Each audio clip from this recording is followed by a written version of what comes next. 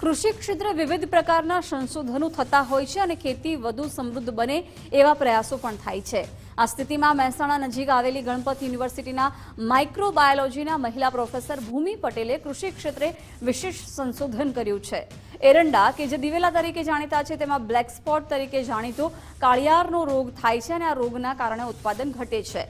આ એરંડામાં થતા રોગને નાબૂદ કરવા માટે પ્રોફેસરે એરંડાના મૂળિયામાંથી ખાસ પ્રકારના બેક્ટેરિયા ઉપર વૈજ્ઞાનિક રીતે કામ કર્યું અને રોગને નિવારવા માટે પ્રયોગ કરવામાં આવતા તેમાં સફળતા મળી છે। આમ એરંડામાં થતા બેક્ટેરિયા અને તેના કારણે એરંડામાં થતા રોગને રોકવા એ જ બેક્ટેરિયાનો ઉપયોગ કરી રોગચાળો મટાડ્યું છે। હવે એ જ બેક્ટેરિયામાંથી ખાતર બનાવવા માટે સંશોધન શરૂ કરાયું છે। કૃષિ ક્ષેત્રે એરંડાના પાકમાં થયેલા વૈજ્ઞાનિક સંશોધનથી એરંડાનું ઉત્પાદન તો વધશે જ પણ સાથોસાથ ગુણવત્તાયુક્ત એરંડાનું ઉત્પાદન કરવામાં પણ હવે સફળતા મળશે।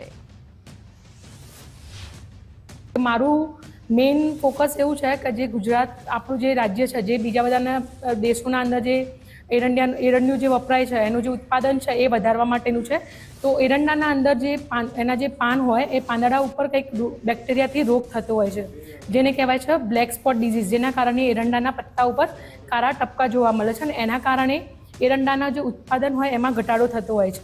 એટલે મેં એરંડાનું જે મૂળિયા હોય એમાંથી મેં બેક્ટેરિયા ફાઇન્ડ કર્યા છે અને એ બેક્ટેરિયા નવા છે જે અત્યાર સુધી એવી કોઈ એની સ્પીસીઝ મળી નથી અને એ જ બેક્ટેરિયાનો ઉપયોગ કરીને મેં એરંડાના જે પાંદડા હોય એમાં જે રોગ થતો હોય એને નાબૂદ કરવાનો પ્રયત્ન કર્યો છે અને એમાં હું 100% સક્સેસફુલ થઈ છું। હવે આગળ મારે એ જ બેક્ટેરિયાનો ઉપયોગ કરીને આગળ હું એનું બાયોલોજિકલ ખાતર બનાવીશ। બીજું કે મેં જે બેક્ટેરિયાને જે ઉપયોગ કર્યો છે એ બેક્ટેરિયા એવા છે કે જે જૈવિક રીતે ઉપયોગી હોય, એટલે કે બાયો ફર્ટિલાઇઝર કહી શકાય।